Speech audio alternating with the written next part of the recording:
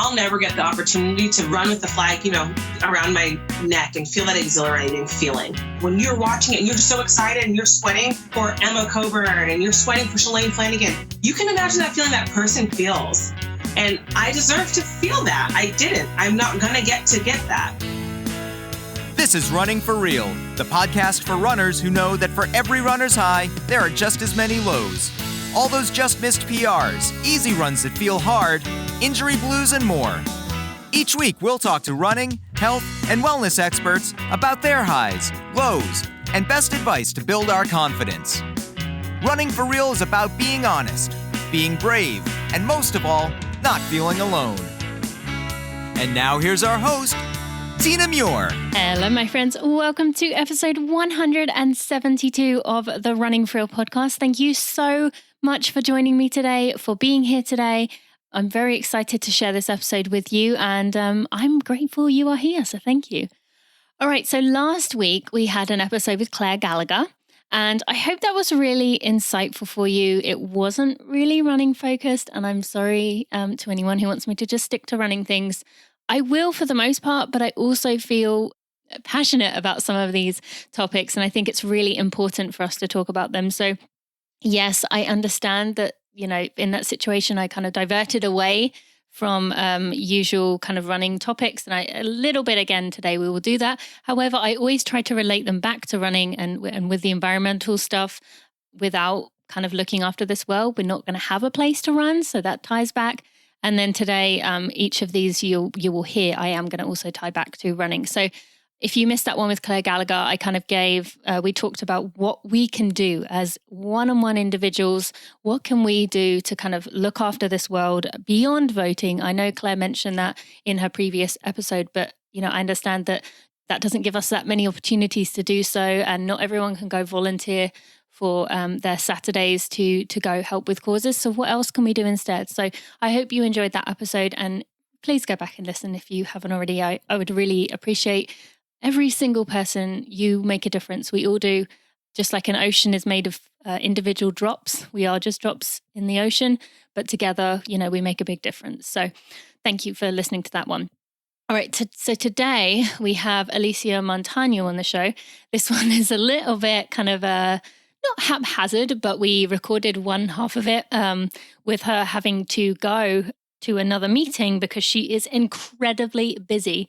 But I felt like we were right in the middle of a conversation, like we were just getting to some really important things. So I begged her if we could finish recording later that day. And we did. We came back together and got this, part 2 of this episode. So it is broken up into 2.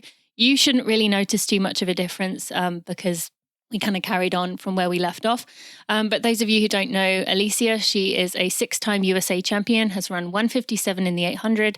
She's a 2 times world champion. She finished 4th in the Olympics, which was upgraded to 3rd several years later. You will hear the story behind that. That's why I mentioned about finishing 4th.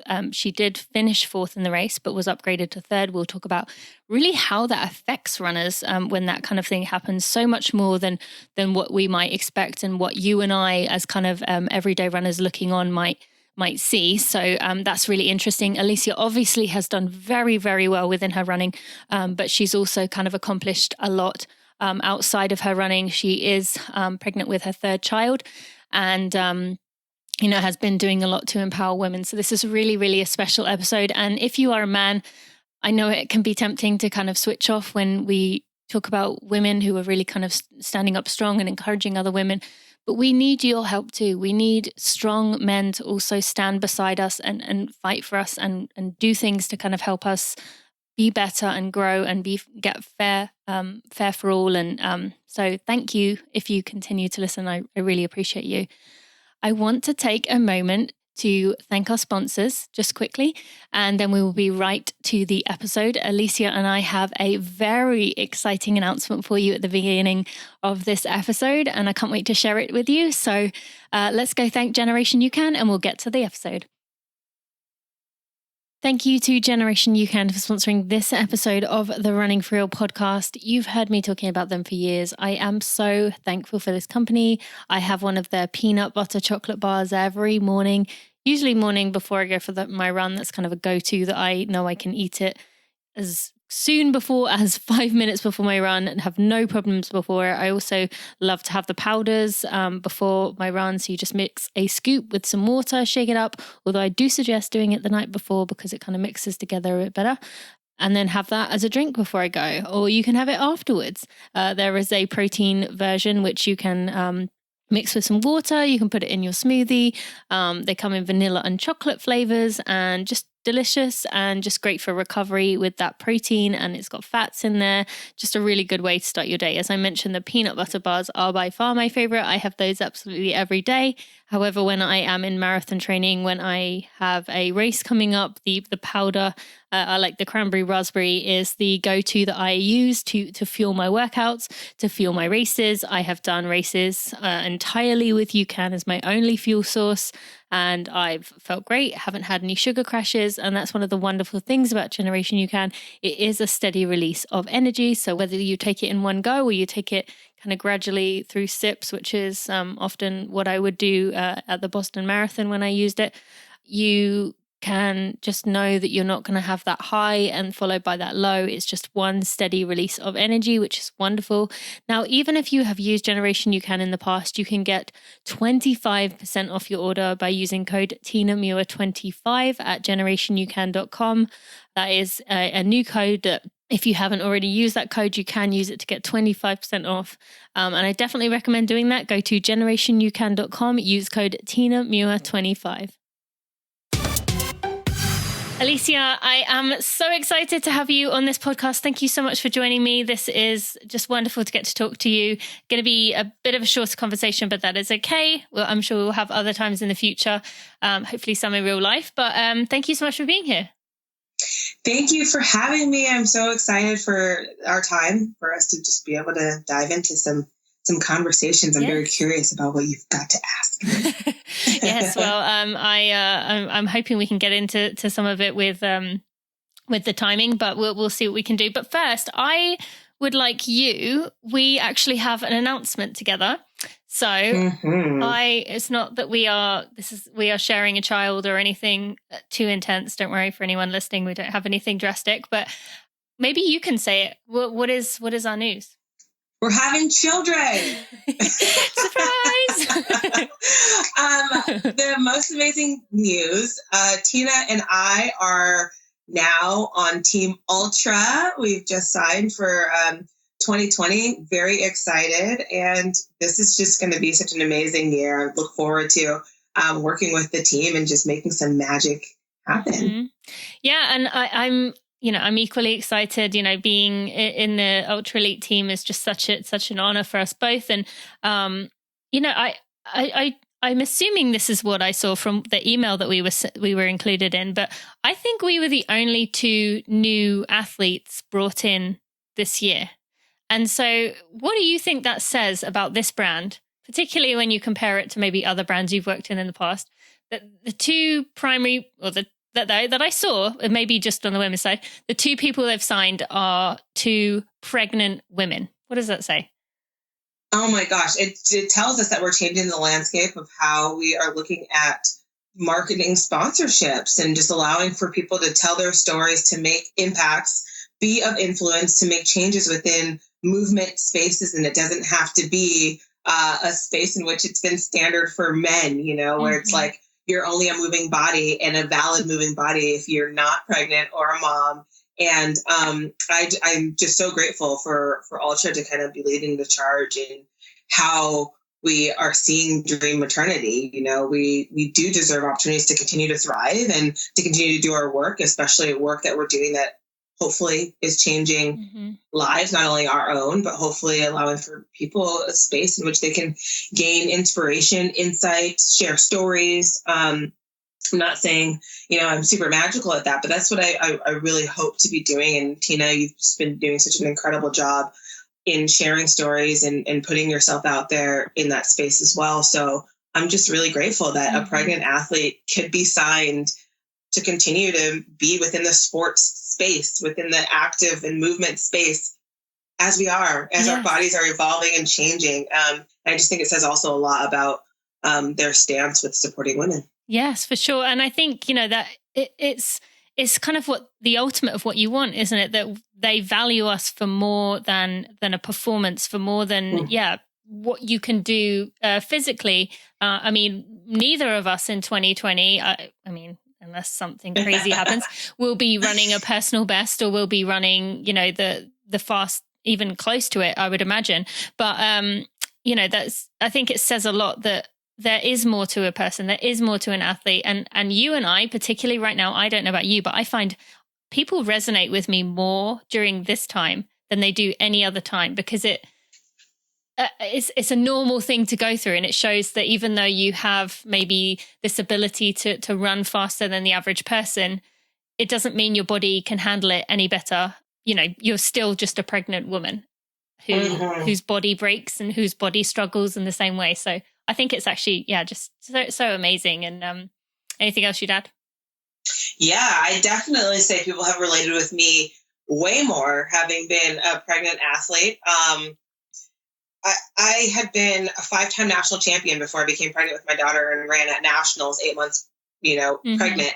And it was like, nobody knew who I was. And maybe it was like, that runner with the flower in her hair. But it was like, what did you do? And it's like, I won 5 national titles, but it's okay. Or I made an Olympic team, I'm an Olympian. I don't know. Does that not, okay, it's fine.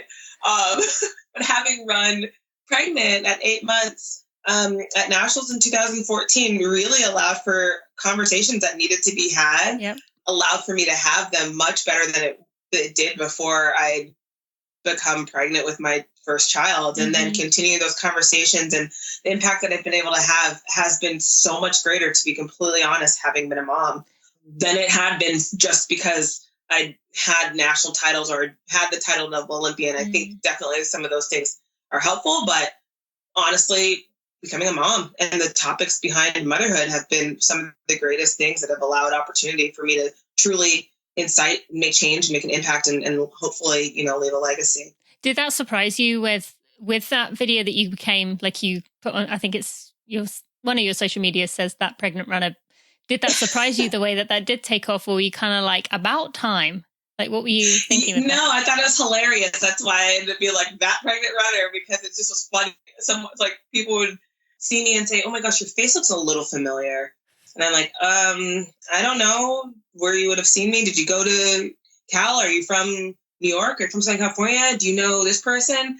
And then they're like, do you run? And I'd be like, oh, you're that pregnant runner. And that would just really be what it would. And I just laugh. So it was so common. I'm not kidding. People would, like, their facial feature system within their body would calibrate, and they would just be like, familiar face scanning, and not really get, like, I don't know. I wouldn't know, though. I was like, maybe you do know me from this person or that person. And it would honestly be that pregnant runner. So that just made me, that's why I kind of put that. But I mean, when I ran at nationals at 8 months, the first time with my daughter, I really didn't expect for it to be a viral global thing. I just honestly was a human being going through a time in my life that was amazing, and hearing something brand new I hadn't heard before, because I never thought of pregnant women as being anything less than amazing. And to have whispers, because I shared like 1 or 2 things on my social media. And to be completely honest, I didn't share as much. Social media was still rising in 2014. I didn't share as much just because even some of the few negative comments, I just wanted to feel comfortable in my pregnancy and do what I wanted to do. And I didn't really need any outside voices. And I felt like I was just a little bit surprised. People within my community were very much an active community. I'd seen women, doing so much, in their pregnancies, just being humans. And I never thought anything of it. So to have people from the outside be like, what are you doing? Should you be running? Is that allowed? Are you okay? And be like, wait, what? I've already seen my doctor, my midwife, my coach, like everyone was like, I don't see the problem. And then I realized how, I think most people do when they experience something in their life that's different from how it had been, how much this has been a topic of conversation without me a part of it, and how many women have felt afraid to move not because of their bodies, but because of outside influence, not knowing like this is actually something. Health is important in all spaces of your life, as you are younger, as you're older, movement, that's why we're fighting childhood obesity, and we want for older people to find spaces in which they can continue movement with like water aerobics and things like that. So I don't know why I would become pregnant, especially having been in the physical shape that I was in, and then just stop because I was fearful that somebody was going to say something. Yeah. And it did have me like, we are going to continue this conversation. I'm now, as I was rolling towards the end of my pregnancy, not afraid to talk about it. I have a bid to run at nationals, having been the defending national champion. And this is where I'm going to go and have this conversation. And I hope that maybe I can just reach the eyes of the track and field community right here. And I'm so happy that it went global and it reached greater communities. And it was a conversation that continued to happen. And of course, when I became pregnant with my son, it just happened to be like nationals was going to be when he was 5 months. And I also have a bid to race at nationals again. I'm going to go and run at nationals. I have a qualifier. I'm going to go run at nationals. And the conversation was night and day from, well, not really night and day, 2014 to 2017. I think in 2014, it was still, I would say, 80-20 positive to negative, but there was enough comments that was like, you're going to kill your baby. You're going to, whatever the heck, what are you doing? Where in 2017, it was like all thumbs up because social media it was also 3 years. So social media had been in this space where other women who were exercising in their pregnancy were sharing them moving and, tips and allowing for it to be not the space of darkness. And it was just absolutely incredible. And from there, the ball has kept rolling. And here I am with number 3. Yeah. Not going to make it to nationals pregnant, but yeah. So from there, I want to actually go on to kind of talk about one of the primary things that you that you have become known for. I mean, there's many things that people admire you for and have looked to you for and learned from you for. But one of the big things of the recent years, you did already mention it once, was dream maternity. Speaking out alongside Cara and Lindsay Krause. This was one of the big articles that really elevated her. For those who don't know what that is, tell us what dream maternity is. What kind of happened there? Dream maternity is a movement, basically. I mean, if you follow the hashtag on any of the social medias, channels or platforms, hashtag dream maternity. And this basically it is a movement that has started from storytelling. I had spoken with Lindsay Krause from 2014 when I had my daughter, actually when I was pregnant with my daughter, and the conversation was a little bit different. She was just asking like how things were going and, running my pregnancy. Do I have intentions of coming back? I have full intentions of coming back. Here are things that I'm doing. I'm not really thinking, just how I talked about it and where my brain space was, and to come on the other side and for her to kind of be about in the evolution of my story as a athlete who was pregnant for the first time, continuing to exercise. I don't really use the word train because I wasn't like training for an 800. I was really just staying healthy and doing what I love doing. To, having a sponsorship, then not knowing the dark horse of the conversation that was happening because I was so fearful to be like, I kind of want to keep this contract, but they have already cut me because I became pregnant, and reduced my pay. I should have said, reduced my pay because I became pregnant, and I left my previous sponsor because I knew that would happen and I wanted to have a baby. So it was just like these conversations you didn't have that were just in this muddle of my brain and whom I've had the conversations with, but it wasn't out for everybody else. And Dream Maternity basically was the on record of these stories, and it was the movement of change that is necessary and needed. And, Lindsay, again, she was just so diligent about continuing to ask hard questions. And I was off the record for the longest time because I just was like, I'm not going to get another sponsorship if I, talk about how crazy the sports world is when it comes to being a mom in the sporting world and just how it is completely frowned upon. But then I started to be in this space where I was like, why aren't we talking about this? Why did I have to come back, 6, 8, 10 months postpartum, win a national championships at 6 months postpartum, run the fastest split on our relay team at running 1:58 at 8 months postpartum, win a national title at 10 months postpartum, make a world championship team at, 11 months postpartum. Why do I have to do all these things to prove that I'm worthy of being supported as a woman athlete and still be cut? I'm just so confused. I did all the things.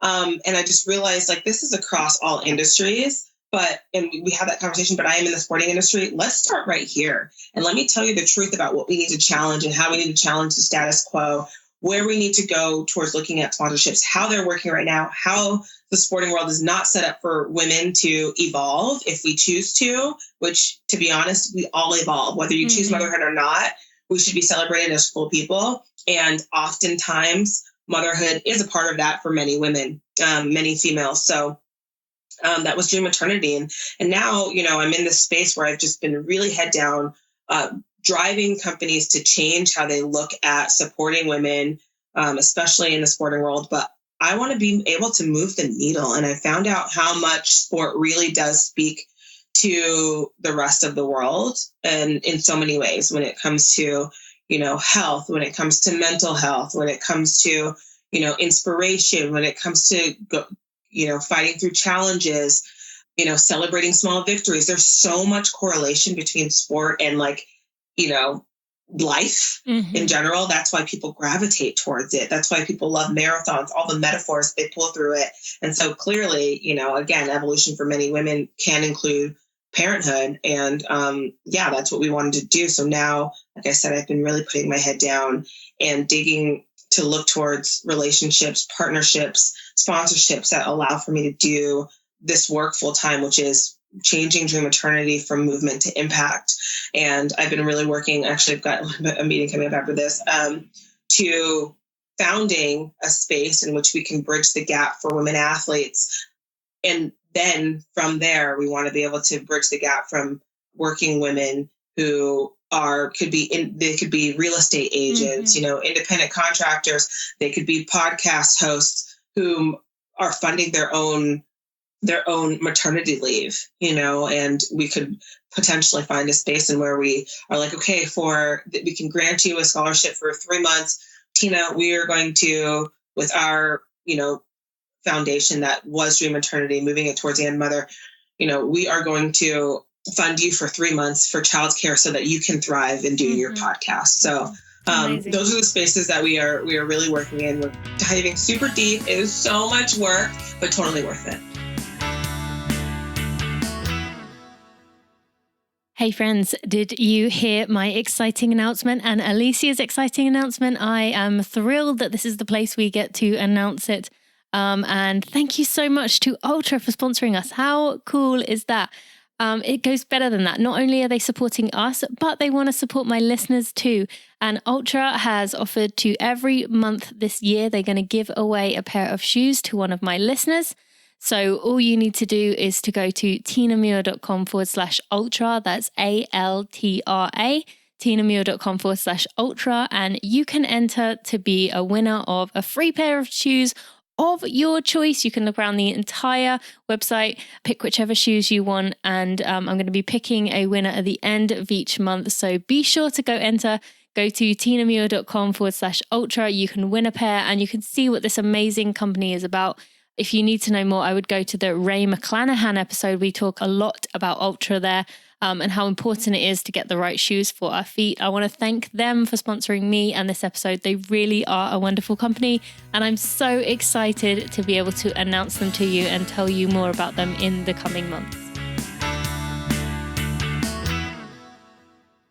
I've been really working, actually, I've got a meeting coming up after this, to founding a space in which we can bridge the gap for women athletes. And then from there, we want to be able to bridge the gap from working women who could be real estate agents, independent contractors. They could be podcast hosts who are funding their own maternity leave, and we could potentially find a space in where we are like, okay, we can grant you a scholarship for 3 months. Tina, we are going to, with our, foundation that was Dream Maternity, moving it towards the end mother, we are going to fund you for 3 months for childcare so that you can thrive in doing your podcast. So those are the spaces that we are really working in. We're diving super deep. It is so much work, but totally worth it. And have things been kind of moving along in a way that you have felt happy with them? Like, was any part of you disappointed? Nike did change their policy after, that big article came out. But, does any part of you feel that it's not, that this isn't moving quick enough? Or do you feel that it's moving quick enough? Like things are changing, things are getting momentum. How do you kind of feel as you're going through this process? Yeah, I feel that things are moving, and things are moving relatively well, in terms of taking companies to task, in terms of supporting women, especially when it comes to motherhood.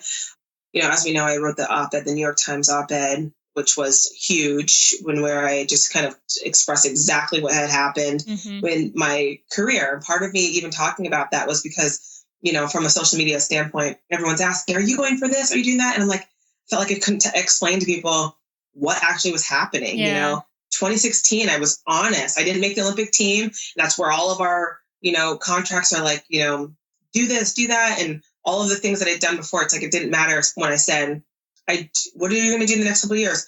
I do want to have another kid. Whoa, calm down. One happened. You already got reduced pay. We did, I fought with a lawyer to get money back if I made the world championship team, which is crazy that I had that stipulation. But to mention you're going to have another kid. Yeah, no, we're not going to renew your contract. It was literally mind blowing for me.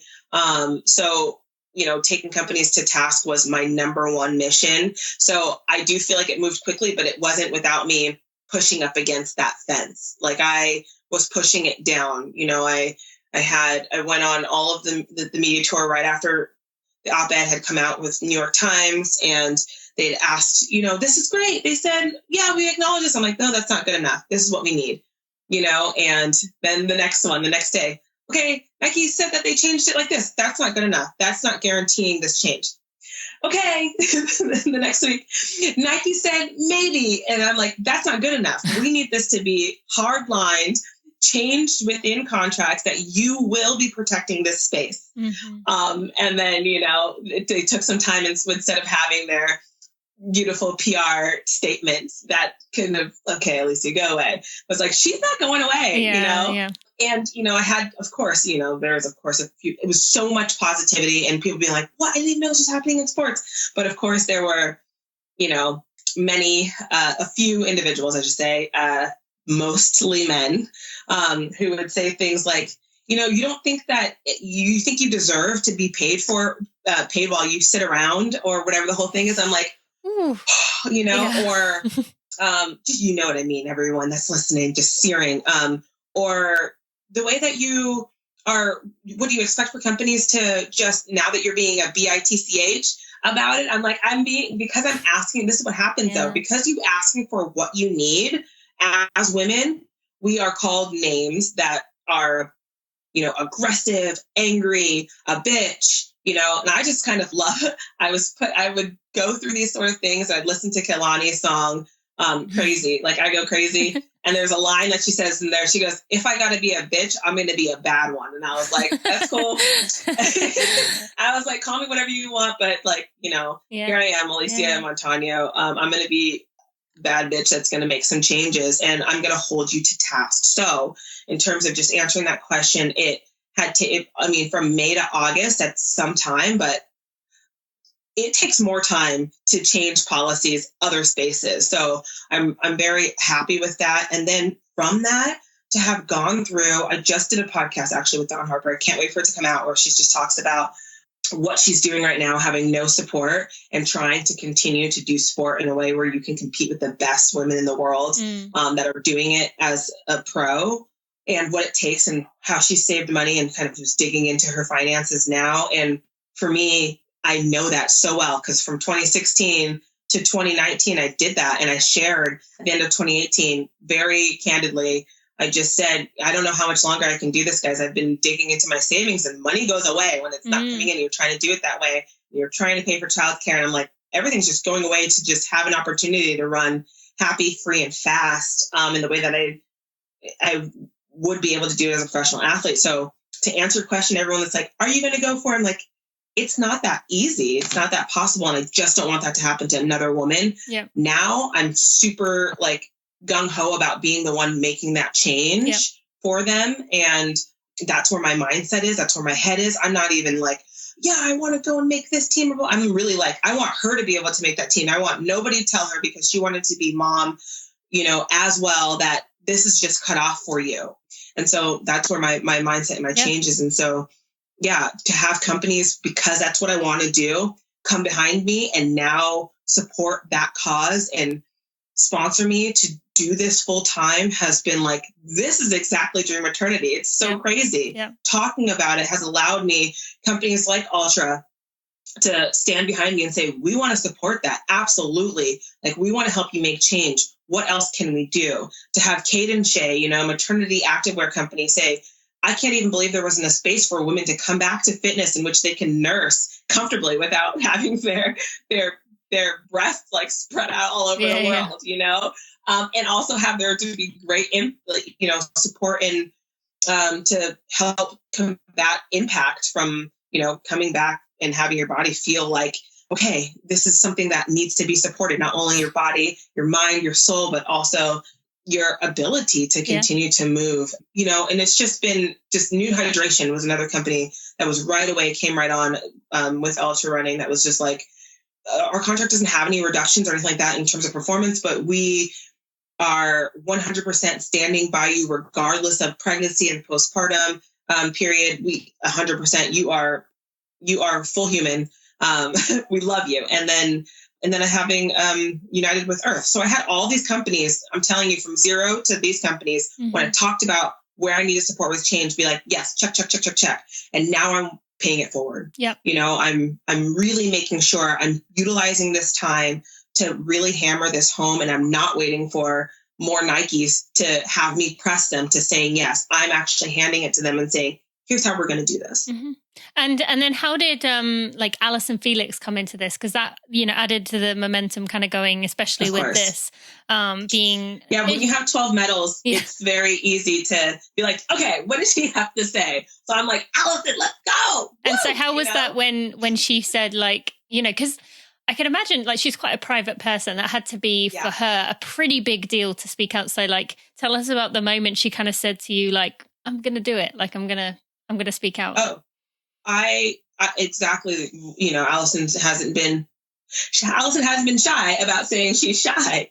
She is a very reserved, and I'm not going to use the word reserved for me at all, but even in this space, it is something scary to talk about. I hadn't talked about it, and I'm very much an open book. I love talking all things fluffy and rainbows and butterflies and giggly, but like, this is a hard subject, and it is hard to put yourself out there. And especially for someone who is more private and more reserved, for her to text me and just be like, I'm inspired by your voice, and then know that she was going to share her story and just kind of anticipating and waiting for it it is everything. It's not wasn't, it is everything, because this is exactly what it is. Mm-hmm. She's recognizing, I cannot change anything with silence. I clearly understand this space and going through it, and being a woman athlete who is, knowing there is a period of time. I don't know if physiology. Some people really hate this time clock thing, which is annoying if you don't want children, for people to be asking you questions. When are you going to do this? When are you going to do that? Like, that should be that person's private life, but it should also be protected, and in athletics, that same window of that biological clock, which is so annoying to talk about, is something that you're battling when you're like, okay, here's also where I can continue to do sport. But if I'm not supported to be out for a year and a half, and then be able to continue to come on, and I only have the option of not knowing if it's going to be possible for me if I want it, or having to pay ridiculous amounts of money without support to help my fertilization. I mean, I think all those things that we run up against are things that are difficult, and her just being open about like, I did want my child, and I was thinking about how can I do it all? And just to know that I was facing being, first of all, reduced by 70% as an aging athlete, which is crazy. And being as an aging woman, I will say, because our men athletes get to be like, oh, you get to run till you're 40. Like, what are the statistics that make women less valuable as they cross the line of 30. And our men, it's like, woo, yeah, your testosterone levels are probably climbing really, really high. Typically women after the age of 30 and when they get married and have children, they don't return to sport. And the reason is because we don't have support. Yep, absolutely. We are changing statistics. So to have Allison put her voice out there, I really feel like allows for people to see it on a level that is obviously elevated. Allison, I don't even want to get this wrong. She has a ridiculous amount of medals. I think she's hit 13. I think she's the most decorated of all time, right? She's the most decorated of all time, of any male or female. But, she added the one that made her most decorated after becoming a mom. Yeah. And I don't know, like I said, just to have her come on board and get know other that brands. It was hard for her and to get other brands on as well and to continue the conversation, even though for her, it's work. It's work for her to think, I must continue to talk about this. I have to say how important this is and to just do the work. It means everything, and it's going to mean everything for her daughter, Cameron. It's going to mean everything for future generations. It's going to be everything for present generations. It's going to mean everything for her. Mm-hmm. Now, in the context of kind of for people listening who may have been listening to what we're talking about here and either listening to it from a male perspective or listening to it from maybe a woman who didn't grow up around these kind of conversations and is kind of struggling to be like, when are you guys going to be happy? Like, we're getting, everything just seems to be pushing. Like, why can't people just, be content with what they've got? And, we have some things that men don't, and just kind of struggling to understand why there's such a push by women, by, certain brands, certain groups to really make a difference, to make things fair, to kind of keep striving to be better. Like maybe you could put it in the context of your kids, or maybe, I don't know, just what would you say to kind of convince people to really look deeply? Because I think unless you allow yourself to think about these things, it's easy to be like, oh God, here we go again. Like when people start talking about issues like this. I feel like, one, obviously we're having this conversation because it's a conversation that needs to be had. Mm-hmm. If someone were to come up against me and say, women have some things that men don't have, I'd be like periods, like the only physiological, biological body that can hold and bear children, like many women having the opportunity to feed their child solely from their body. So like, I don't know. What do you mean? Is that the part that you mean that women have that men don't have? I just mean more kind of like people might say, well, you can kind of live a nice life where you can look after your kids while I go stress all day at work. Or women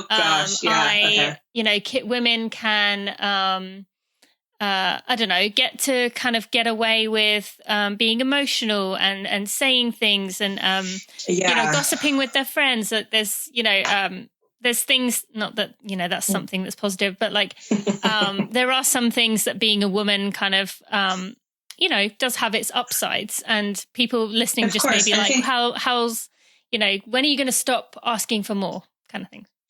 Yeah, I hear what you're saying, but I also am. This is what I personally think. I think, one, we have to change this gender line of what is acceptable emotionally, socially, from a relationship standpoint. I think, just some of the things that you mentioned, I know this isn't just it. It's just like, we have to allow for our men as well to learn compassion, learn empathy, learn to be emotional. No gender fits an emotion, no gender fits who cares for their children. Mm-hmm. In our household, my husband is very much hands-on with the kids. He is very much a parent. He isn't a babysitter. Mm-hmm. He very much has contributed to this life that we are living with our children. It isn't mom as the primary caretaker. Mommy and me classes oftentimes are daddy and she classes, daddy and me classes. And so I think when we can allow society an opportunity to look at what the difference between or how we blend equality and equity, I think we'll stop matching up what women have, what men have, and how they should be so that there are balanced roles. Yeah. I think, if we can see each other, like,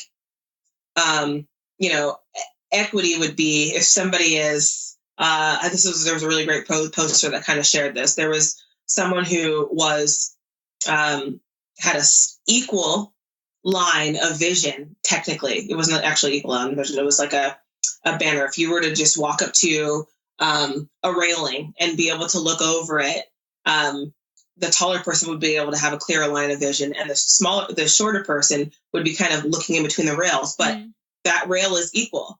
But when we talk about equity, we're allowing that person now. We're putting a step stool up for them to kind of climb up and be able to have that same clear line of vision. Yep. That's equity, and that ultimately is what equality will be. We're giving you opportunities. We're giving you tools to have the same opportunity that somebody else might have that doesn't have the same body, gender, skin color, I don't know, industry that they work in. We're allowing them those opportunities. And I think that's what we have to look at. We have to look at how are we allowing for opportunity to be on an equitable playing field. Mm-hmm. And having these conversations is what we do need to have, and listening to each other, being mindful, putting ourselves in somebody else's shoes. It includes me putting myself in a man's shoe who might be someone who is the stay-at-home parent, and speaking for them as well when we are looking towards parental leave and how we can support all of it. Because, a lot of the fall right now and what we're talking about with dream maternity does come on the woman, because we have been stuffed down and marginalized into these group of people who are not able to keep climbing the second we grow out. And at the same time, it's not allowing our men an opportunity to bear that load too. When we look at, parental leave policies, and we don't have enough paternity leave for the men, or the men don't take their paternity leave or understand why it's important for them to take their paternity leave. Those are spaces in where we have these conversations so people can see, I'm going to have this conversation. You get to stay home with the kids. I'm like, first of all, staying home with the kids is a full-time job. It isn't a vacation. Mm-hmm. It isn't like, it isn't like you are sitting there watching cartoons all day and they're getting up and they're making their own meals. You are on the clock. Yep. And so if we can keep these conversations going and allow for us to share these spaces regardless of our gender, and that's why having these conversations is very important. I don't know if you noticed, but a few months ago, I kind of hated social media. I couldn't stand it. Not because of everyone else, and usually that is the cause, but it was actually myself. I felt so much pressure to put up a photo, and a good photo. It couldn't be a great or a fantastic photo, because if it was by a photographer, I was losing that authenticity. But it couldn't just be a photo of my feet, which was what I was actually looking at most of the time in reality while I was sitting on the couch. But I felt so much pressure, and I felt like I had so much to say, but it just felt fake, like going to take a picture just for the sake of it. I don't know about you, but I really miss those kind of long communications where it's not about like 3 tips to help you do this or tag a friend to do that, but not something that get you to click, but just good old-fashioned emails, like the ones I would send my friends while I was on my lunch break at work before the days of iPhones. I love that like personal nature, while at the same time, letting it flow out onto the keyboard, letting your real self, kind of the way that you talk, flow out onto the keyboard. And I love writing emails in the same way that I would speak them, the way that you're hearing me right now. And that is my goal with these emails. It's not to sell you stuff. It's not to bombard you with emails, but I want to connect with you. I want to get to know you and talk to you the way that I would talk to any of my friends. And I love the replies that I receive every week. It makes me feel like I'm getting to know you a little bit better. I know you get to know me really well through this show, but I love that I can also kind of hear you too. So I am talking about, as I haven't actually mentioned it yet, my Running for Real, or my email newsletter. It comes out once a week, every Monday. It's just a thought for the week, some kind of long chat about what I've been thinking about, something that is kind of going on, just kind of within me or within friends and things like that, something I'm thinking about. Often I have a bit of a talent for making it resonate with people. It's all about treating yourself better, becoming the best person you can be, and just kind of, if you like me in this podcast, you'll probably enjoy it. There's also some updates for the week and some recommendations, more just kind of things that I've been listening to or reading that I've been really enjoying. No pressure to click on any of those or anything. I'm not selling anything, well, very rarely. I'm not spamming you. I'm just talking to you. So if you enjoy that, you can go to tinamuir.com/subscriber. You can also find it in the show notes if you want to check it there. So again, that's tinamuir.com/subscriber. Sign up, and I can't wait to get to know you more. Yeah, a lot of the fall right now and what we're talking about with during maternity does come on the woman, because we have been stuffed down and marginalized into these group of people who are not able to keep climbing the second we grow out. And at the same time, it's not allowing our men an opportunity to bear that load too. When we look at, parental leave policies, and we don't have enough paternity leave for the men, or the men don't take their paternity leave or understand why it's important for them to take their paternity leave. Those are spaces in where we have these conversations so people can see, I'm going to have this conversation. You get to stay home with the kids. I'm like, first of all, staying home with the kids is a full-time job. It isn't a vacation. Mm-hmm. It isn't like, it isn't like you are sitting there watching cartoons all day and they're getting up and they're making their own meals. You are on the clock. Yep. And so if we can keep these conversations going and allow for us to share these spaces regardless of our gender, and that's why having these conversations is very important. Thank you.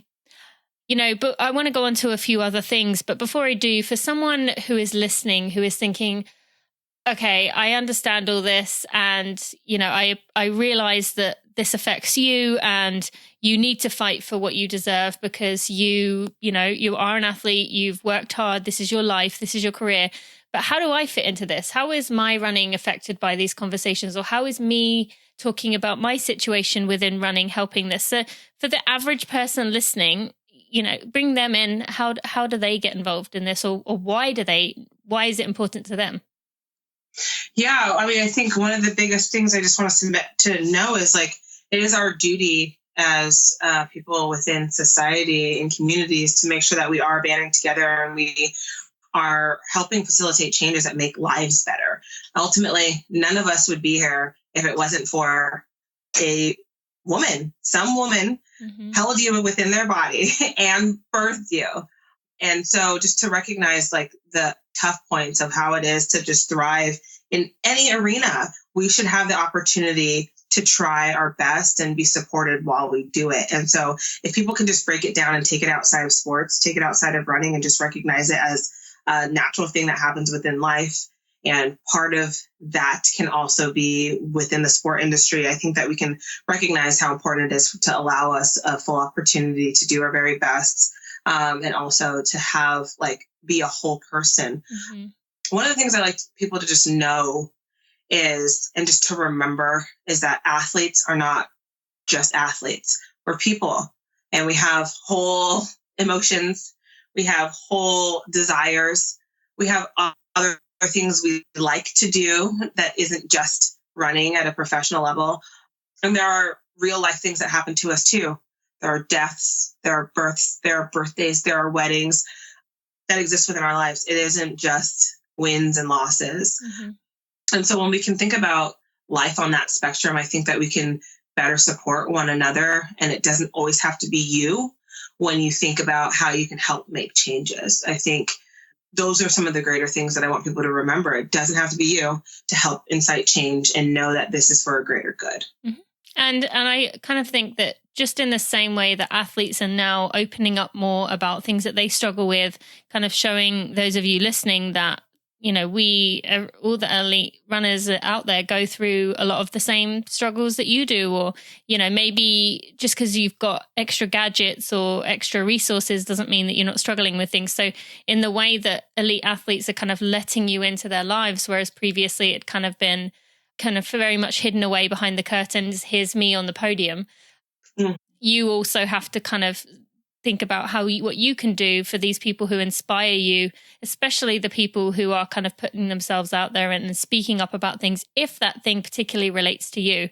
And then how you can, even within yourself, you could look at your life and look at people around you. And like Alysia said, everyone was birthed by a woman. So this does relate to everyone in some way. So, yeah. And then for those who are thinking, I just want a quiet life. I don't want to talk about these issues. I don't want to keep talking about things. I just want to get on with my running and then get on with my day. And I don't want to keep hearing about, things that need to change and how our world is not doing this and not doing that. I just want to get on with my life. What would you say to that person? I think it's really easy to do that when you are obviously coming from a place of privilege. I think if you are somebody, to be honest, who just wants to get on with their life, things are going really easy for you. And to be honest, life isn't going to always be like that. And I think it's really important, again, to just recognize step out of your space of privilege and to open your eyes and to kind of look at the broader understanding of all of the issues that do happen within the world. And the reason why issues are issues is because they're issues, and I don't think anybody wants to be upset, sad, mad, fighting, for their life on a daily basis. But if somebody is fighting, I'm positive they have a reason to fight. It's within our nature to survive. And when we are fighting for the opportunity to survive, that's when I see myself doing my very best to stand behind someone else or stand beside someone else or underneath someone else. Any way that I can be a space of support for somebody who's literally fighting to survive. And that's the climate that we are in right now for women. We've been trying to survive. We've been told to be quiet. We've been told to shut up. We've been told to be less. We've been told to be muted. We've been told to hide. We've been told we don't deserve. We've been told, we're just beautiful faces. And clearly, we have had the masses tell us or band together and say, we are more than that. We want more than that. And so I think the person that is wanting to hide, the truth is life is going to come to you and you are going to need support at that moment in time. And to me, I just say, step outside of your privilege and see yourself as somebody who is fighting to survive. Yeah. Thank you. And you mentioned privilege there. So, we hear that a lot now. And for someone listening, just going back to the very basics, I think it's quite difficult until you literally, like you said, pull yourself out and really think about things, think of opportunities and how they all kind of connect. Explain what privilege means and how this is more than just there's the whole thing. If you can say, well, I was born here in, for me, Britain or the US, or, I could have been born in some tiny town in Africa where I, would be fighting for my life on a daily basis. I realize I'm lucky for that. But beyond that, it's quite difficult for some people to really understand what that means, to see how things kind of relate and how they do kind of lead one on to the next. So what does privilege mean in your experience and opinion? Well, privilege is, it is a special right. It's by definition, it's a special right. There's an advantage that one has. It's like immunity, it's granted or it's available only to a particular person or group. I was looking up the definition the other day, so I'm kind of even just remembering exactly how to help people understand. You can look it up in the dictionary yourself, and it really is that. It's immunity granted to a particular person or group of people. And in America in particular, there's so many spaces of privilege, living in America, but not everybody has that same space of privilege living in America. There are tiers to privilege. Being here does give many people a greater advantage to someone who's living in a third world country and doesn't have fresh water to drink. But as we found out, even in America, there are states that there are cities that don't have fresh water to drink. We talk about privilege. Let's on the very basis and foundation and history of America itself. We're talk about our natives, and we can talk about Black people, and we can talk about our disenfranchised individuals across the board. And of course, we can talk about all of our immigrants, that of less privilege. people who are in a space of privilege is people who get to walk outside and not worry about a single thing. I get to, and that's why the highest, folks of privilege are rich white males. There's nothing to worry about. I get to leave my house, and the biggest thing I'm going to worry about is, do I have gas in my car? But I can go get it. I don't have to worry about how I'm feeding myself. I don't have to worry about my job. I'm not going to worry about my fertility. I'm not worrying about, how my kids are getting to school. I'm not worried about if I'm going to keep my job. Those are all spaces of privilege when you can just literally walk out the door and you don't have a cloud of understanding how you're going to walk through the world. Mm-hmm.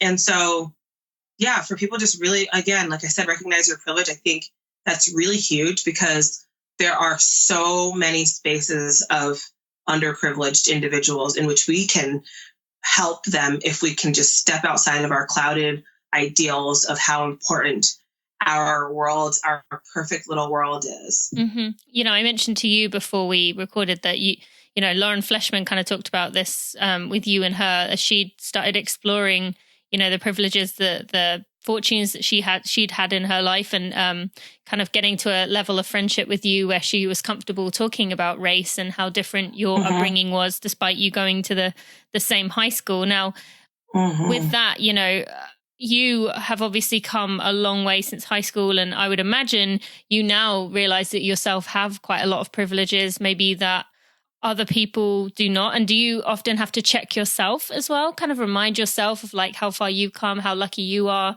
And, what do you do to kind of keep reminding yourself of, where your family's come, kind of grown over the years?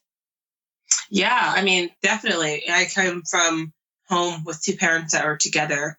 I come from a home where, my father very much, took care of the children just as much as my mother did, picked us up from school, dropped us off from school, brought us to work with him, all of those things. I come from that household. I come from the household where, my dad was very hands-on in our activities and things that we're doing. When if I wanted to be on the other side, there's many families who are broken. Mm-hmm. There are many families whose, moms are doing all of the everythings, or single parent, not just moms, dads, there's just single parent doing one or the other. And I did have that cohesive unit. I do come from a family with a very large, loving, close-knit family. My grandma had 10 kids on my mom's side, and we lived very close together, and I know love. And that is privilege, knowing love. I do come from the Santa Clarita Valley, which I think is pretty interesting. You can see it as privilege, and I can see that for sure. We didn't have to, from what my experience, my parents never let me know that we were scraping together pennies. But I mean, this is something I can go and ask my parents. We definitely weren't rich, but we weren't scraping to, provide me an opportunity to go to school, to have clothes that weren't worn to the last thread, to get new shoes. We definitely didn't have a ton, but I felt comfortable and happy, childhood. And that's privilege, when you see. But on the other side, I've grown up as a Black person in America as well. And I grew up in a predominantly white neighborhood. And I also saw very much all of the work that I had to do that was 10 times more than my peers. I mean, in sports, having opportunity to be starting on the field, proving yourself. It wasn't because I was able to be on the club team. My parents didn't have enough money to put me on a club soccer team. Maybe here and there I had an opportunity to play because, they needed a sub for a weekend. I was able to play on the club soccer team, or I had friends that were on a club soccer team and learn their skills from them. But because I had a close-knit family, they were like my club soccer team that allowed for me to improve on my skills, that allowed me an opportunity to make varsity. But it wasn't in the same sort of capacity where I was able to pay for a club team that gives you those sort of opportunities. Yeah. That's also a lot of times why track and field is great for people that aren't rich, you have to purchase shoes. And even then, though, I didn't get a ton of pair of shoes, but I never thought of our family as like poor, right? My family was not poor. And it's like, I wouldn't say that, but money wasn't just hanging out there. I do remember getting to trying to get to Mammoth one year for our team cross country camp. And it was like $300. And my mom was like, I really don't have $300. When I think about that now, I'm like, my gosh, like you're a kid and you're like, Mom, it's just $300. Yeah. So I was like, I don't have $300 to give you this summer, and having to ask my coach, like tell him, you know, we can pay him back by December, not really understanding that concept of money, but being able to do that there are spaces of privilege you can recognize. But also having Lauren, speaking about her in particular, going to college and then coming back and, you know, dropping off little shoes that she'd get extra influxes of. That was privilege to me, though. I think it was one of those things you don't recognize because you're just a kid and you're just like, woo, rain down on me. Mm-hmm. Like, of course, I'll take all your spare clothes. So those are spaces of privilege. But now as an adult, if I talked about what I could see as privilege in my life, yes, I am 100%. I fought for it. I earned it. You know, I earned the opportunity to be a professional athlete, but I wouldn't have had that opportunity if I didn't earn a full ride to the University of California at Berkeley. Like, I worked for my grades to be in a space where, because I think people assume you just get athletic scholarships, but at a school like Cal, you also have to have grades. Mm-hmm. And that was something I had to really check myself and make sure, like, okay, you know, you have to have 3.5 or higher to be able to get into Cal. You're not going to just be there, but the talent's there. Let me make sure that my grades are on point. And, you know, I had to give myself, I think it was my sophomore year, I had like a C in chemistry and a C in, there's like two, as one of the incredible math classes. It might have been like trade or something like that. And it kind of took my grade point average down. So my junior, my sophomore year, I had to really work. And that was how I was able to earn myself a full ride to Cal. But because I was able to go to Cal, I earned myself the privilege to be at the #1 public university. I earned myself the privilege to, and I never forgot that. I did remember, this is a privilege for me to be here. I better make every single second count. Yep. Because I know that there's people that haven't had this opportunity. Under my own roof, my brother didn't have those same opportunities. So I got to see those. And he's a great athlete. I got to see that ebb and flow within my own household. Mm-hmm. So I felt like it did keep me humble for what I was able to accrue. And then even the fact that, I mean, there's so many humbling points that I think like have given me the right to understand privileges that I have been able to have, down to going into a professional career. And that's a privilege I did earn, but didn't have to happen to me. I didn't have to be able to get a professional contract just out of college to be able to work professionally as a runner, to pursue my dreams, to become an Olympian. But, you know, I was also injured. So I see the humbling factor of not having those spaces and completely being reduced, or like not completely reduced, having a quarter of your pay reduced from you don't even have big contracts, by the way, when you get out of school, but you at least are like, okay, I could get a entry-level job, or I can have an entry-level running job, you know? And so like you see those two, and that's how you're able to do that. And so those are my checkpoints. And I think it's just been an interesting career for me. I think I've had all the humbling and checkpoints that happened in my career by way of life, down to, you know, there are points where you're like, the job, the way that it is as a professional athlete is so hard. You know, get up, you run, you do the, you know, massage. Everyone's like, oh, it's glamorous. I'm like, these are like super fun things. It's great to be able to pursue it and to do fitness as a business, but it's work. And then, you know, but the second you don't have it, I think everybody recognizes their privilege to be able-bodied and to be able to move. That's privilege. Yeah. So there's so many spaces in which we do have privilege. And then it's also okay to recognize where, like, I still a Black woman mother have 17 rungs in between the one rung to be honest, a white woman. And then she has 17 rungs in between, you know, her rung of being a white male, you know? So there's these rungs of privilege that we can definitely recognize. My rung is, I have one rung that I have to climb up to, but somebody that is not able to have a professional career within the fitness industry has 17 rungs to climb up to have a home, and to be able to, for me and my husband, to work from home with our 3 kids, I think is a very special privilege.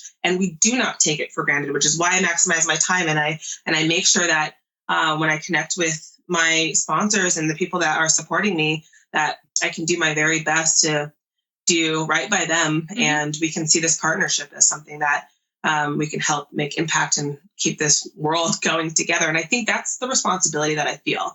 When I come back to the work that I'm doing right now, I recognize the place that I am in that other people are not in, and I want to be able to give that back. Yeah. And I love that. And I think that you've definitely kind of embodied that in everything that you do. And like you said, you really do make the most of your time. You do give so much. And, I think that's good for people to hear, just kind of listening and thinking about your own life. What do you get? Like it really takes some time to think about it. But once you do look at it, maybe it's starting simple as a gratitude journal or something like that, thinking about things that you have, it really starts to open your mind up to appreciating that and then recognizing what others don't have and how that could have potentially held them back.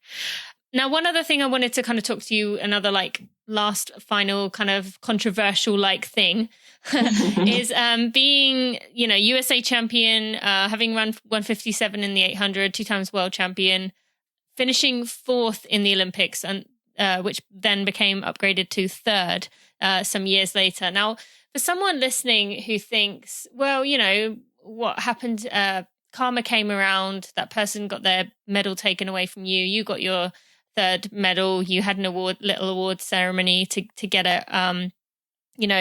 Is it really that big of a deal that you weren't there for the actual award ceremony on the day, that you kind of didn't get to say you were 3rd place all those years? Is it that different from 4th to 3rd? Explain that to us. Oh gosh. This question is so difficult to even talk about because, yeah, I get it. It seems so arbitrary when you talk about a physical piece of hardware, and I don't know how to equate it for people to understand, but something people can understand is time, and you don't get that time back. People understand the opportunity to be promoted in a job, and I don't get that opportunity, and I don't get that time back. Mm-hmm. There are so many repercussions to cheating somebody out of what they earned. Imagine working towards, being a lawyer, and you have to take the bar exam, and only 20 people are accepted. Or no, let's talk about business school, right? Let's talk about business school, and only 20 people are accepted into a business program. And 3 of those people decided that did make it into the program that they were going to find the master copy of, their final exam, and they were going to cheat their way into that program. Mm-hmm. They took the test and they finished 100% and they cheated their way into that program. 3 people are not allowed into that business program, which changes the trajectory of their life. They don't have an opportunity. I didn't make it into that business program. I've got to find something else. And that to me is I think the greatest way to help people understand how much it changes the trajectory of opportunity. Mm-hmm. For us in the sport, there's a short, very, very tiny blip of time. Lucky if it's 10 years for you. A quad is a great way to put it. Olympics to an Olympics. Yep. Many people don't have an opportunity to fight again. These things are not guaranteed. You're not guaranteed to make a world championship team. You're not guaranteed to make an Olympic team. It isn't just something that happens. You have to stay healthy. You have to be top 3 within the U.S. to even make any of those teams. And as we know, the Olympics only comes around every 4 years. Mm-hmm. So when we put all of these odds into this equation of the time that somebody spends working and perfecting their craft, the opportunity to fully execute and see what the end result would be with everybody playing on a level playing field is what they deserve. For us, again, like I mentioned, this small blip of time, our margin of value for many athletes is based on their ability to execute their race in a space in which the sponsor has given them, I guess, what's the word I want to use for this? I don't want to say given them belief, but they basically said, we are expecting this from you, and we think that you're somebody that can do this. But forget about the sponsors. You deserve the opportunity to try that. But because it is your business and is your job to kind of produce as best as possible, I want people to recognize, like, for the year before the Olympics, the World Championship year, your leverage of opportunity is so much greater if you do have a medal. If you were able to get that, that's yours. If you didn't, then you can live and be like, that's fine. I have an opportunity to try again. But if it was yours, you took away that opportunity for me to leverage my very, very short period of time of opportunity during the Olympic year where, there's an abundance of sponsors and there's job opportunities outside of running. We all deserve the opportunity to be promoted up, and we get that stolen from us because of dopers and doping. I hope that that's just a great way for people to understand it. And I just want to add one thing to that for Olympic athletes.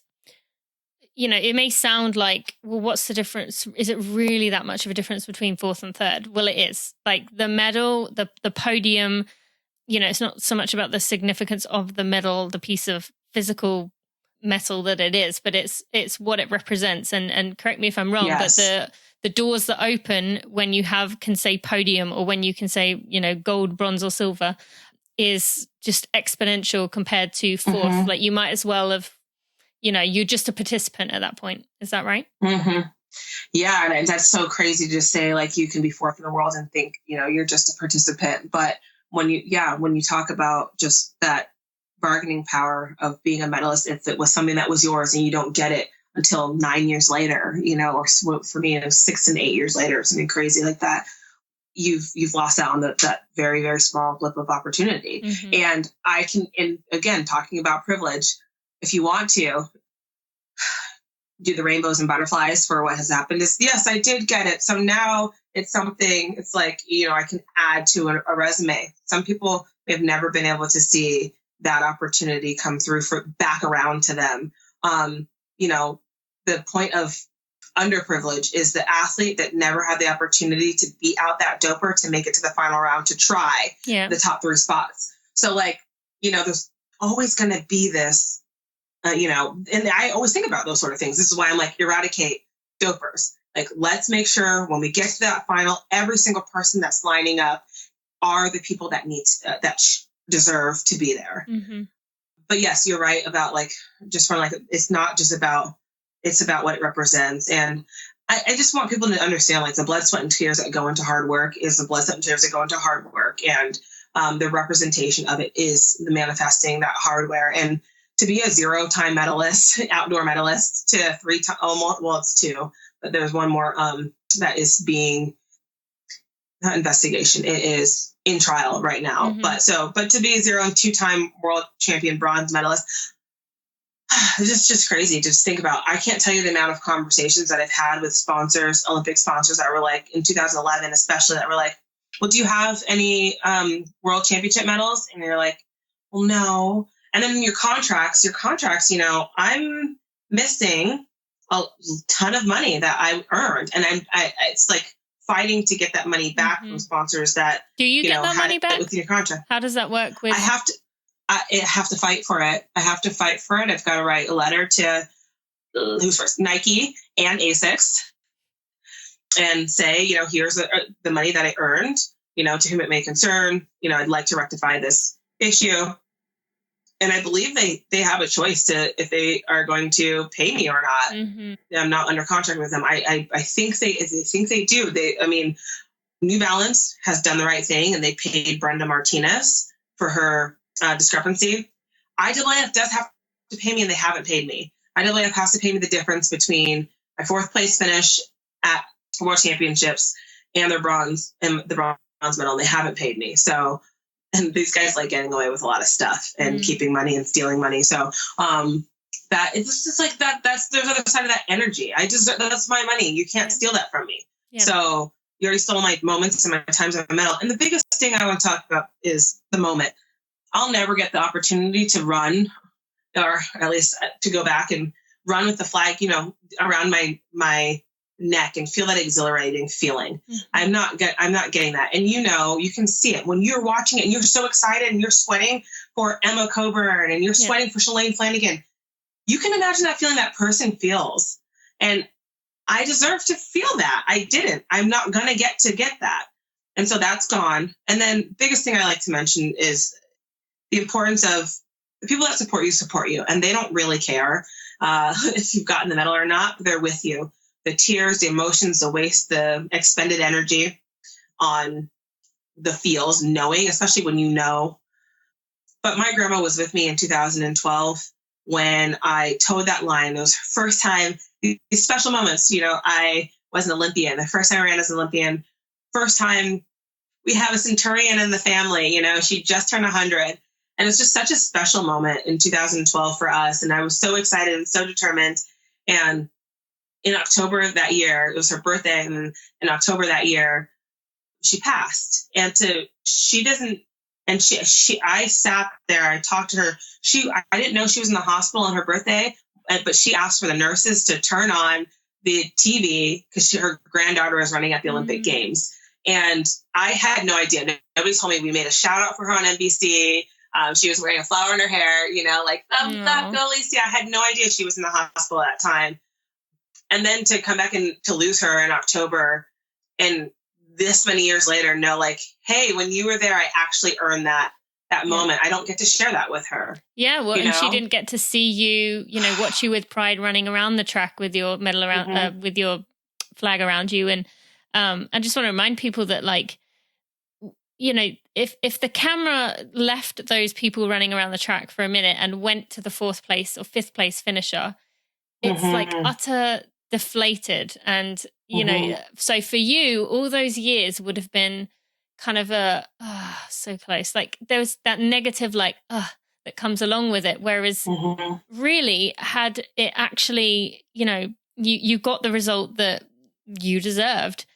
And, I'm not saying, everyone deserves to be up there. Everyone thinks they're capable of it. But to actually know that would have been you and you instead had a bad taste in your mouth from that race, being so close to medaling or what you thought was medaling when actually you would have been so close to silver. I mean, it just kind of changes those are once in a lifetime moments, and it changes the whole way you'll look at it. Even now, I'm sure it still is a bit of a even though you got the medal, you're still a bit gotta kind of grit your teeth almost with frustration about the whole situation. So that's why I wanted to bring that up. And all the back end things that I'm going through right now with it is just I shouldn't be going through this back end legal stuff to even try to figure out. I just should be able to accept my medals, have the monetary successes and rewards for it, have the beautiful emotional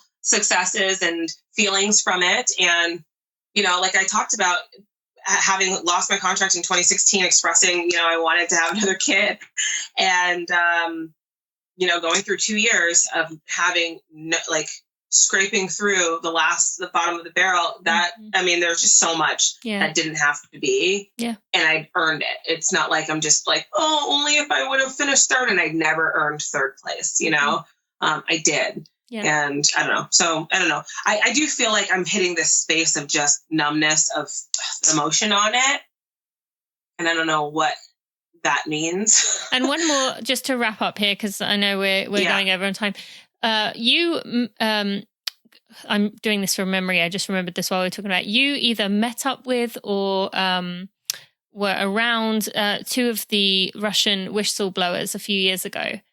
How was that experience? Was that kind of closure for you in any way, that you got to kind of see the other side of maybe, especially those 2 people, or I think I remember just the woman, but seeing her and seeing kind of the pressure she was put under the situation she was in, did that bring you any closure, or did that situation just kind of frustrate you even more? Yeah, I thought it's interesting. I remember at first feeling, because at first, Yulia is her name.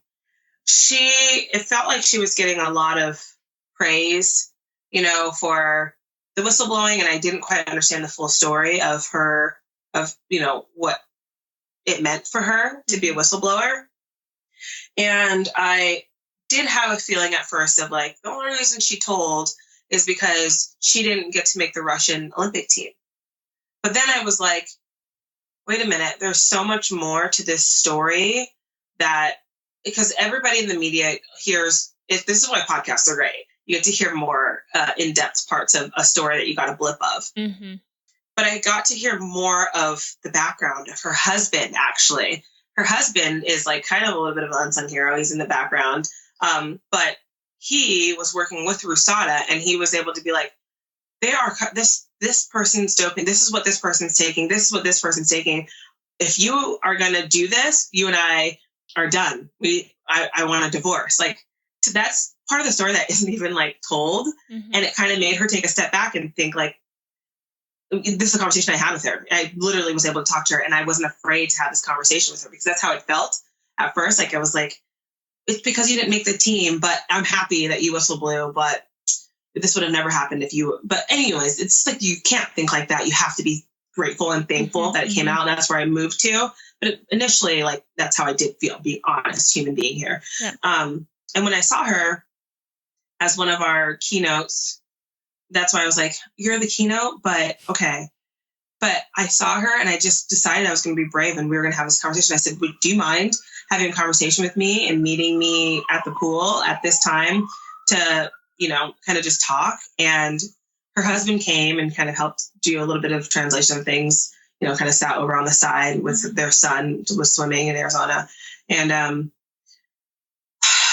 she basically, I asked her question for question of like, what went on? And she said, and this is again, a space of privilege. She said, Alysia, when I was a kid, I wanted to be an Olympian. And there was this beautiful, beautiful understanding of just like how amazing your country celebrates you as an Olympian. Like, you're a hero. You're like a hero, being an Olympian. And I wanted that. And the way that they do it in Russia is everybody, she's educating me. She's like, the way they do it in Russia is everybody goes to the same training camp, and you sit down and you eat lunch, and they put pills, basically, which is the steroids, in your cup. And you kind of know what it is, but she said she never wanted to take it. So she kept not taking it. She wasn't finishing amongst the top of these athletes. And when she turned 17, one of her coaches basically told her, you're not going to make the Olympic team unless you take this stuff. And she was really seeing like everybody was doing it.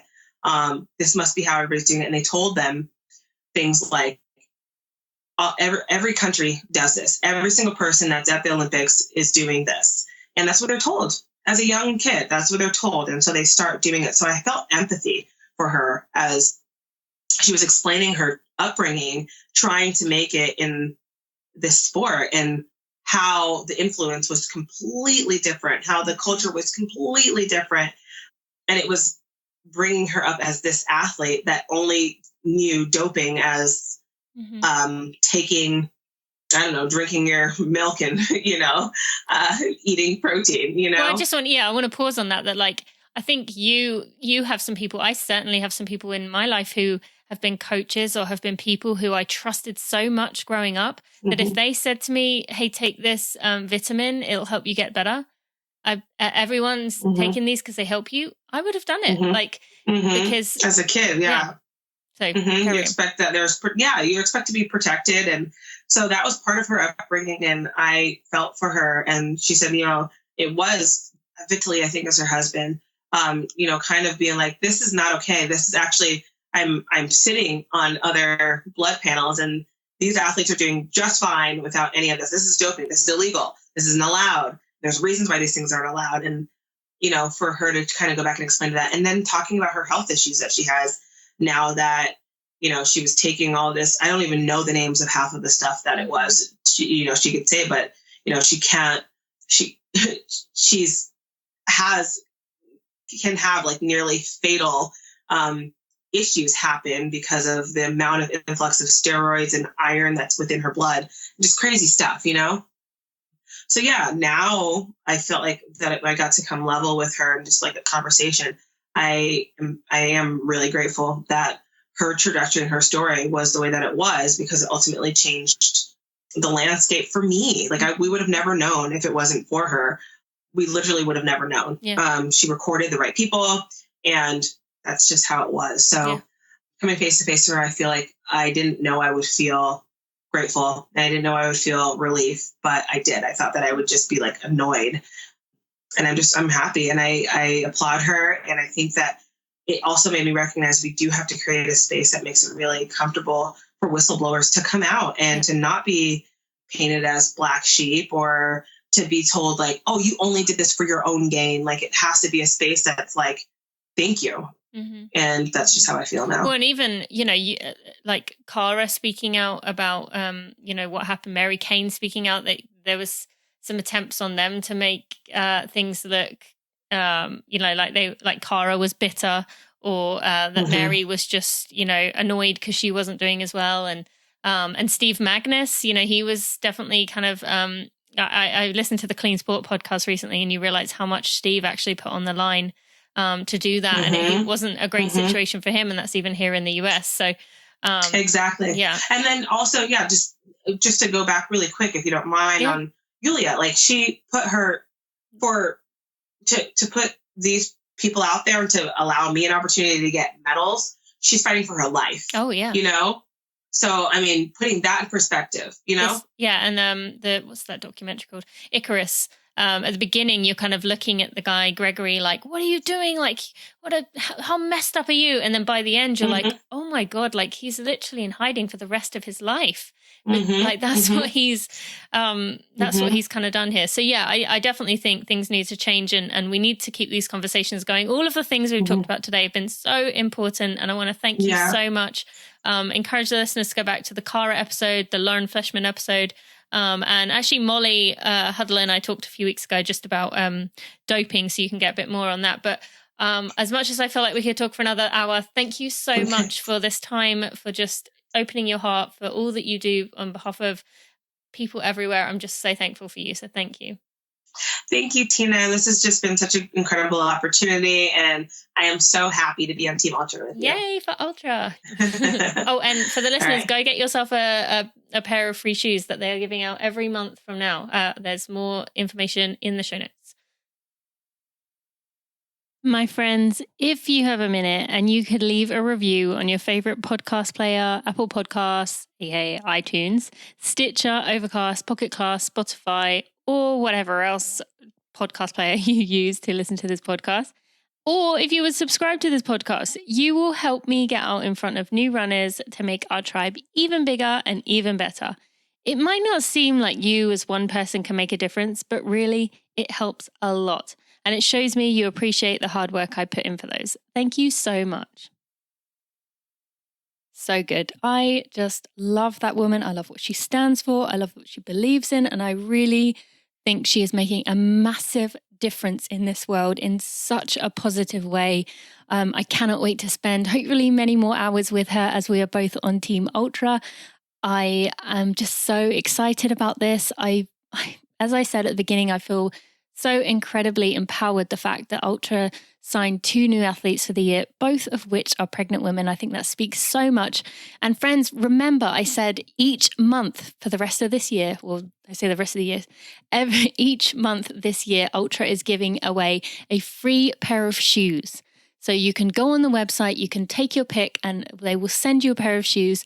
If you enter my giveaway, I'm going to select one person at random each month. And if you enter once, you are entered for all of the rest of the year. So that is the really cool thing I thought would be fun to do. I'm not going to reset it every month. If you enter once, you are in for the year. So go to tinamuir.com/ultra. That's ALTRA, tinamuir.com/ultra. And you can enter to win, well, a pair of shoes this month, a pair of shoes next month, and all the rest of the months of the year. So go enter. I will be letting you know by email, so make sure that you continue to check that email address. Don't give me a spam 123 email because I may let you know and then you won't ever know that you won. So unfortunately, this is going to be primarily a US only. However, Ultra have kindly offered, because I said kind of how frustrating it is for my listeners who are worldwide to not be able to enter these things. This first month of February, if you enter to win anywhere in the world, they will send you a pair of shoes. So make sure you enter the first one, those of you who are worldwide, because you can win a pair anywhere in the world. All right. So that was obviously a powerful episode. We're talking about a lot of serious things. I understand that is quite heavy. And, I appreciate you listening. I appreciate you thinking about this. Just go around and think about your life. Think about the things that you've had. I really have been trying to do this a lot over the last, 6 months, year, kind of since Lauren Fleshman talked about it. And it really is shocking when you think about it and you start to think about how knock-on effects kind of lead to even more privileges in your life. And even if you may not have as much as someone else, you have more than other people. So it's really interesting to think about. And we do need to kind of band together to keep making things fair for all because, it's important. And, I don't want to make this political, so I'm not going to mention that anymore. But thank you so much for listening and trying to be a better person, trying to grow. I really appreciate that. Thank you to UCAN. If you go to generationucan.com and use code TinaMuir25, you can get 25% off your first order with that code, even if you've ordered from Generation UCAN in the past. So I want to thank them. And finally, I did mention my email during this episode, and I really feel good about my email. I've been proud of myself for this newsletter, and later in the year, I'm going to take 3 months totally off everything work-wise. The podcast will continue as normal, so you won't really notice the difference, but the only work thing I am going to do is my email newsletter because I feel that good about it. Just once a week, I like to kind of share with you some thoughts, really just make it into kind of a friendly conversation. I love to get to know you, so I love when you reply. It really makes me happy. So if you want to sign up for my email newsletter, you can go to tinamuir.com/subscriber. Now, I did just give you a load of links, so you can also go to tinamuir.com/episode 172. And you can find all the links that we talked about there and some additional things that Alysia and I talked about. Thank you so much for listening today. I cannot wait to hear what you think about this one. Have a great week. Thanks for listening to the Running for Real podcast. Be sure to check out tinamuir.com for show notes and even more helpful running information.